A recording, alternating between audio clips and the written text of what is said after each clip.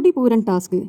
5 പേരടങ്ങുന്ന 2 ടീമുകളായി തിരിഞ്ഞ് ഒരാൾ വിധികർത്താവുമാകാൻ ബിഗ് ബോസ് കൽപ്പിച്ചു.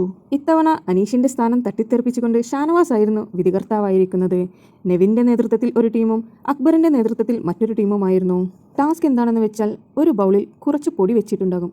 അത് ഒരു കാർഡ് വെച്ച് ചുണ്ടുകൊണ്ട് എടുക്കുക. എന്നിട്ട് റിലേ പോലെ മറ്റൊരാളുടെ ചുണ്ടിലെ കാർഡിലേക്ക് പാസ് ചെയ്യുക. അങ്ങനെ 5ാമത് നിൽക്കുന്ന ആൾ മറ്റൊരു കാലി ബൗളിലേക്ക് ആ പൗഡർ ഇടുക എന്നുള്ളതായിരുന്നു ടാസ്ക്.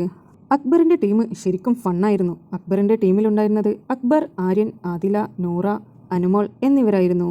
ചക്കിക്കൊത്ത ചങ്കരന്മാർ എന്ന് പറയുന്ന പോലെ അവർ ടാസ്കിനെ അത്ര ഗൗരവമായി എടുത്തില്ല. നെവിന്റെ ടീമിലുണ്ടായിരുന്നത് നെവിൻ, ലക്ഷ്മി, അനീഷ്, ബിന്നി, സാബുമാൻ എന്നിവരായിരുന്നു.